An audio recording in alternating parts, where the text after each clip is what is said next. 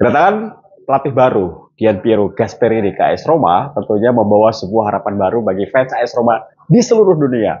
Masih ingat kita kehilangan Jose Mourinho, tapi tentunya kehadiran Opa Ranieri membuat Roma kembali bisa bersaing di papan atas, bahkan sempat terpuruk di hampir papan bawah, membuat Roma saat ini berada di kembali ke zona Eropa. Alhamdulillah. Meskipun Ranieri masih diinginkan oleh fans, tapi Ranieri sudah mengatakan dirinya ingin pensiun sebagai pelatih, tapi menjadi penasihat tim AS Roma.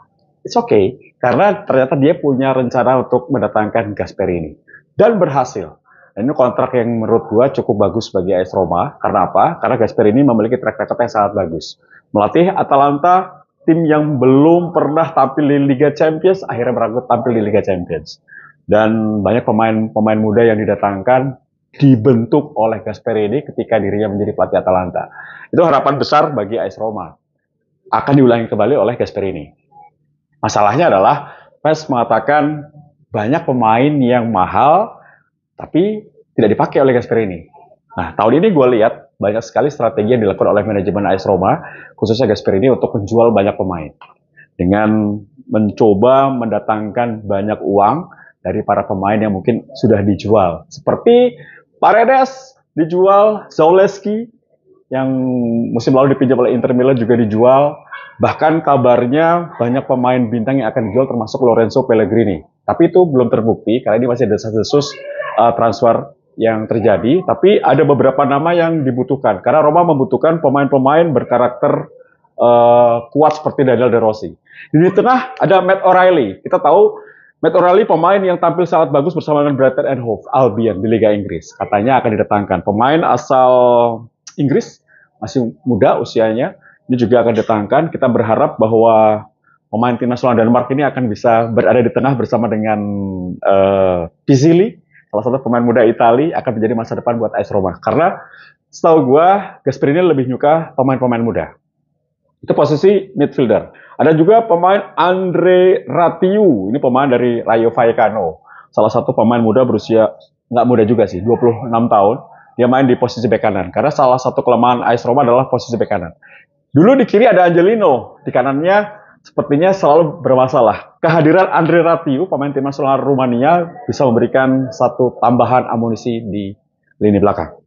Nah, ada juga kabar Maxime de Cuyper. Ini pemain fullback, bisa di kiri, bisa di kanan. Dia juga merupakan pemain tim nasional Belgia. Kalau terjadi, ini oke. Ini tentunya akan menjadi salah satu kekuatan tersendiri. Karena Angelino bisa hengkang nih. Bisa hengkang ke Liga Arab Saudi. Jadi sudah dipersiapkan oleh manajemen untuk mendatangkan pemain yang bagus. Nah, kalau melihat dari itulah pemain-pemain yang akan didatangkan, juga ada beberapa pemain yang ingin dijual. Selain Angelino, Eldor Shomurodov juga sudah ditawar, Lorenzo Pellegrini juga sudah disiapkan untuk dijual, Tammy Abraham yang kembali dari AC Milan juga akan dijual, menunggu barter ataukah harga yang cukup mahal untuk Roma. Kemudian Leandro Paredes yang katanya kembali ke Liga Argentina atau mengikuti Messi ke Inter Miami, itu juga. Kemudian ada nama Paulo Dybala. Ini salah satu yang mungkin akan menjadi pro dan kontra ya, karena Dybala katanya harganya mahal, gajinya mahal, dan tidak terlalu disukai oleh Gasperini. Tapi kalau gue pribadi, gue pengen Dybala tetap. Masalahnya dia sering cedera, ini aja masalah besar ya untuk Roma. Kemudian Maras Kumbula, pemain yang baru kembali setelah dipinjamkan juga akan dijual. Bahkan Tommaso Baldanzi, salah satu pemain tim nasional U21 dari Italia juga kabarnya kalau harganya pas akan dijual. Ini benar-benar cucu gudang. Dan berita bagusnya ada satu. Svilar, penjaga gawang yang handal, itu sepertinya juga akan dipertahankan. Jadi itu kira-kira sampai hari ini situasi bursa transfer AS Roma yang ya memungkinkan ada penjualan pemain atau pemain yang didatangkan. Kalau di posisi striker, sepertinya posisi dari Dobbik masih aman, karena itu salah satu nama yang dipertahankan oleh Gasperini untuk kedepannya. Nah, apakah pemain Atalanta banyak yang dibawa oleh Gasperini? Dia mengatakan belum tentu. Karena Atalanta juga masih mempertahankan timnya, karena Atalanta tahun depan main di Liga Champions Eropa. Tapi kalau satu pemain Atalanta yang boleh dibawa versi gua, Lukman. Lukman menjadi salah satu pemain top. Kalau Lukman main di posisi winger, mantap. Tapi kalau lainnya kayaknya Roma harus mencari pemain berkarakter ya. Kalau bisa menjual 70 juta euro dari hasil penjualan pemain, harusnya bisa mendatangkan 2-3 pemain bintang dong. Karena tahun depan main di Liga Champions Eropa, di Liga Europa League, tentunya kita harapkan Roma bisa juara. Kita pernah juara di Conference League, kenapa tidak di Europa League? Nah, kira-kira gitu. Ya, kalau melihat dari pemain-pemain yang dikabarkan ingin bergabung dengan AS Roma, tapi tentunya ada keinginan dari fans dong. Siapa pemain yang diinginkan untuk AS Roma? Kalau melihat dari beberapa berita-berita di dunia, beberapa hari ini memang ada nama-nama yang disangkut-pautkan dengan Roma. Tapi kalau versi gue pengen Wesley, pemain dari Flamengo, dia bisa bermain di right back atau winger kanan.